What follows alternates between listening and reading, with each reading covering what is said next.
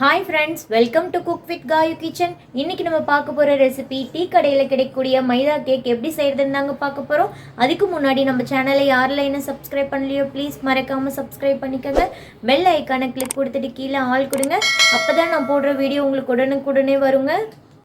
மைதா cake செய்யறதுக்கு தேவையான பொருள் என்னென்னு பார்க்கலாங்க. 1/2 கிலோ அளவுக்கு மைதா மாவு எடுத்திருக்கேங்க. இந்த மெஷரிங் கப்பில் 2 கப் அளவுக்கு எடுத்திருக்கேங்க. நீங்கள் எந்த கப்பில் நீங்கள் எடுத்துருக்கீங்களோ அதே கப்பில் 1/4 கிலோ அளவுக்கு சர்க்கரை எடுத்துக்கணுங்க. 7 ஏலக்காய் எடுத்திருக்கேங்க. 2 முட்டை எடுத்திருக்கேங்க. 100 ml அளவுக்கு பால் எடுத்திருக்கேங்க. 1/4 டீஸ்பூன் அளவுக்கு சமையல் சோடா எடுத்திருக்கேங்க. 1/2 டீஸ்பூன் அளவுக்கு மஞ்சள் தூள் எடுத்திருக்கேங்க. கொஞ்சமாக பாருங்கள், 1/2 டீஸ்பூன் அளவுக்கு உப்பு எடுத்திருக்கேங்க. இவ்வளோதாங்க தேவையான பொருள். இப்போ மைதா கேக் எப்படி செய்கிறதுன்றதை பார்க்கலாங்க. நம்ம எடுத்து வச்சுருக்க சர்க்கரையை மிக்ஸி ஜாரில் போட்டு நைஸாக அரைச்சி எடுத்துகிட்டு வந்துடலாங்க. எடுத்து வச்சுருந்த சர்க்கரையும் ஏலக்காவும் நல்ல பொடியாக அரைச்சி எடுத்துகிட்டு வந்துட்டேங்க. இந்த அளவுக்கு நல்லா நைஸாக இருக்கணுங்க. இனிமேல் நம்ம மைதா கேக் செய்கிறதுக்கு ஸ்டார்ட் பண்ணிடலாங்க. ஒரு பவுல் எடுத்துக்கிட்டேங்க. நம்ம கேக் செய்கிறதுக்கு தேவையான பொருள்லாம் மிக்ஸ் பண்ணிக்கலாங்க. அரைச்சி வச்சுருக்க சர்க்கரையும் 1/4 கிலோ அளவுக்கு இருக்குங்க, அதையும் போட்டுக்கலாங்க. டீஸ்பூன் அளவுக்கு எடுத்து வச்சுருக்க உப்பு போட்டுக்கலாம். சமையல் சோடாவும் மஞ்சள் தூளும் சேர்த்துக்கலாங்க. மஞ்சள் தூள் சேர்க்குறது ஆப்ஷனல் தாங்க, பட் போட்டிங்கன்னா நல்ல ஒரு கலர் கிடைக்குங்க. இப்போ இது எல்லாத்தையும் நல்லா மிக்ஸ் பண்ணி விட்டுடலாங்க.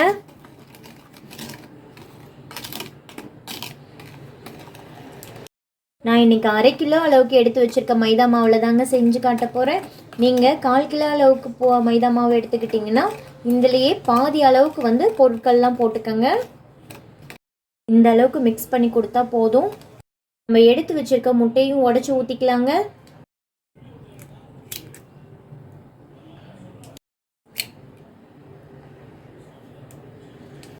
இதையும் சேர்த்து இப்போ மிக்ஸ் பண்ணிக்கலாங்க. அப்படியே மெல்லமாக இப்படி மிக்ஸ் பண்ணி விடணுங்க. சர்க்கரையும் முட்டையும் சேர்ந்து நல்லா பீட் பண்ணி வரணுங்க.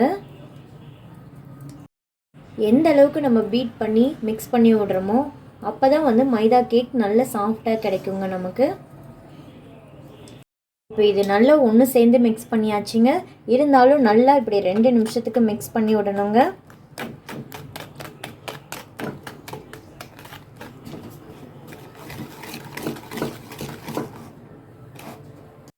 இந்த அளவுக்கு மிக்ஸ் பண்ணி கொடுத்தா போதுங்க. இப்போ இதுலேயே நான் காய்ச்சி ஆற வச்ச 100 ml அளவுக்கு எடுத்து வச்சுருக்க பாலையும் சேர்த்துக்கிறேங்க. இப்போ இதையும் சேர்த்து நல்லா மிக்ஸ் பண்ணி விட்டுறலாங்க. முட்டை போட்டிருக்கனால நம்ம காய்ச்சி ஆற வச்ச பாலை தாங்க சேர்க்கணும், சூடாக சேர்த்துடக்கூடாதுங்க. இந்த அளவுக்கு மிக்ஸ் பண்ணி கொடுத்தா போதுங்க. இப்போ இதுலேயே நம்ம 50 ml அளவுக்கு எடுத்து வச்சுருக்க எண்ணெயும் சேர்த்துக்கலாங்க. இது வாசனை இல்லாத ரீஃபைண்ட் ஆயிலுங்க. இப்போ இதுலேயே ஊற்றிடலாங்க.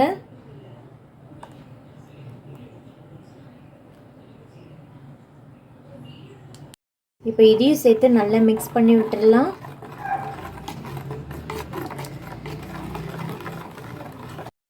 இந்த அளவுக்கு நல்லா மிக்ஸ் பண்ணால் போதுங்க. இப்போ எல்லாமே நல்லா கரைஞ்சிடுச்சிங்க. இப்போ நம்ம அடுத்ததாக எடுத்து வச்சுருக்க மைதா மாவு கரைச்சிக்கலாங்க.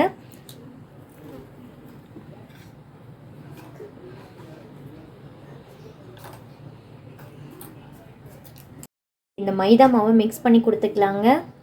கையில் தாங்க மிக்ஸ் பண்ணி கொடுக்கணும். மைதா மாவு எடுக்கிறப்ப அதை சலிச்சுட்டு எடுத்துக்கோங்க. நான் ஆல்ரெடி சலித்த மாவு தான் எடுத்திருக்கேன், அதனால் இப்போ சலிக்கலை. நீங்கள் எடுக்கிற மாவு நல்லா சலிச்சுட்டு எடுத்துக்கோங்க. இந்த அளவுக்கு நல்லா கட்டி இல்லாமல் மிக்ஸ் பண்ணி கொடுத்தா போதுங்க. நமக்கு தெரியும் இந்த மைதா கேக் எப்படி இருக்குன்னு, நம்மளோட பசங்களுக்கும் தெரிஞ்சுக்கணுங்க. அதனால் நீங்கள் கண்டிப்பாக குழந்தைங்களுக்கு வீட்டில் இதை செஞ்சு கொடுங்க, ரொம்ப விரும்பி சாப்பிடுவாங்க. கொஞ்சம் தளர்த்தியாக இருக்குங்க. இது 1 மணி நேரம் நல்லா ஊறணுங்க.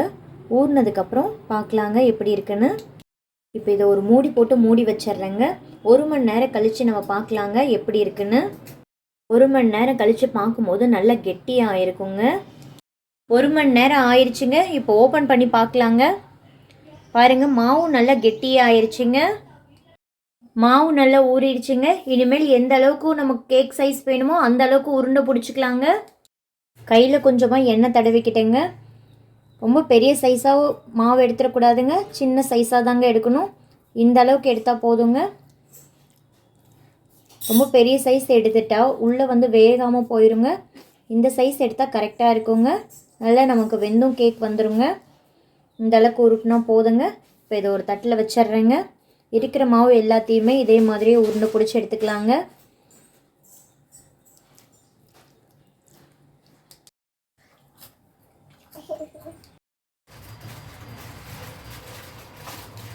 இப்போ எல்லாமே உருண்டை பிடிச்சி எடுத்தாச்சுங்க.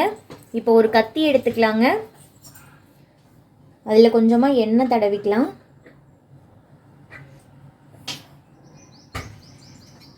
ரெண்டு சைடுமே திருப்பி விட்டு எண்ணெய் தடவிக்கலாங்க.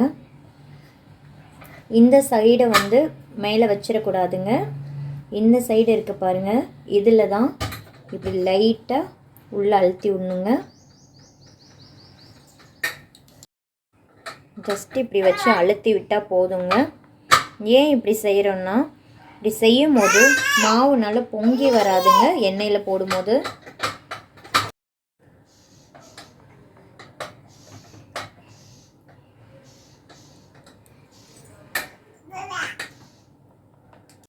எல்லாமே கோடு போட்டு எடுத்தாச்சுங்க.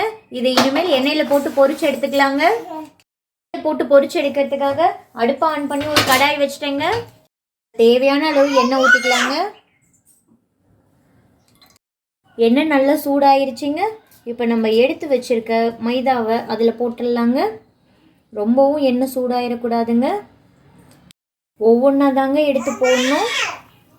போட்ட உடனே திருப்பக்கூடாதுங்க. இதுவே புஷ்ஷுன்னு மேலே வருங்க. அந்த வரைக்கும் நம்ம வெயிட் பண்ணி வேக வைக்கணுங்க. கீழே நல்லா வெந்திருக்குங்க பாருங்கள், நல்லா புஷ்ஷுன்னு வந்திருக்கு.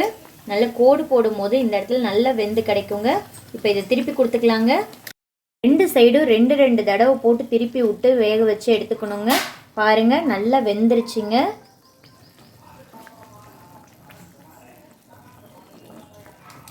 இந்த அளவுக்கு வெந்தால் போதுங்க. இப்போ எடுத்துக்கலாங்க. பார்க்கவே ரொம்ப அழகாக இருக்குது பாருங்கள். இப்போ ஒரு அடசல் எடுத்துட்டோங்க. இப்போ இருக்கிற மாவு எல்லாத்தையுமே போட்டு பொரிச்சு எடுத்துக்கலாங்க.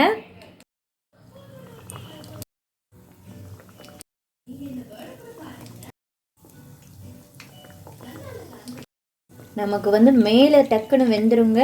உள்ளே வேகிறதுக்கு தாங்க லேட் ஆகும். நம்ம போட்டதுமே திருப்பிடக்கூடாதுங்க. இந்த மாதிரி நல்லா புஷ்ஷுன்னு மேலே எந்திரிச்சு வரணுங்க. அதுக்கப்புறம் தான் நம்ம திருப்பி விடணுங்க.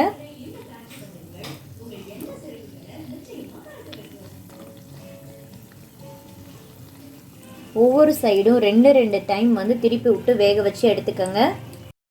ஒவ்வொரு சைடும் ரெண்டு டைம் திருப்பி விட்டு வேக வச்சாச்சுங்க. இந்த அளவுக்கு வெந்தால் போதுங்க. இப்போ எடுத்துடலாங்க. மேலே போடுற கோடு கொஞ்சம் நல்லா டீப்பாகவே உள்ளே இறங்குற மாதிரி போட்டுக்கோங்க. அப்போ தான் மேல் பகுதியும் நல்லா நமக்கு வெந்து கிடைக்குங்க. இப்போ இது எல்லாத்தையும் எடுத்துடலாங்க. இருக்கிற எல்லாத்தையும் பொரிச்சு எடுத்ததுக்கப்புறம் காட்டுறேங்க. ரொம்ப சூப்பராக மைதா கேக் ரெடி ஆயிடுச்சுங்க.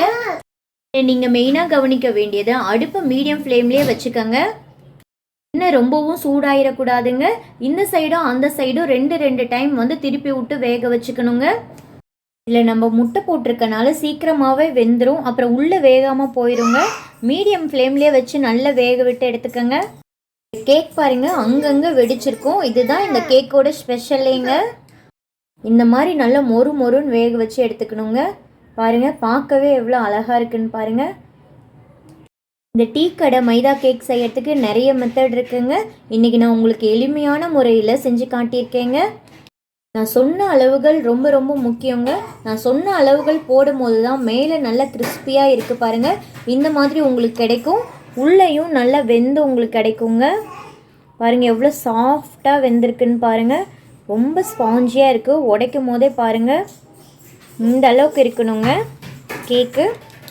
ஒரு தடவை கண்டிப்பாக செஞ்சு பாருங்கள். உங்களுக்கு ரொம்ப பிடிக்குங்க.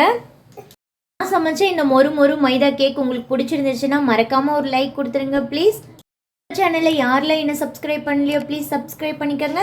பெல் ஐக்கானை கிளிக் பண்ணிவிட்டு கீழே ஆல் கொடுங்க. அப்போ தான் நான் போடுற வீடியோ உங்களுக்கு உடனுக்குடனே வருங்க. நாளைக்கு ஒரு புது ரெசிபியோடு உங்களை சந்திக்கிறேங்க. தேங்க்ஸ் ஃபார் வாட்சிங். Bye friends.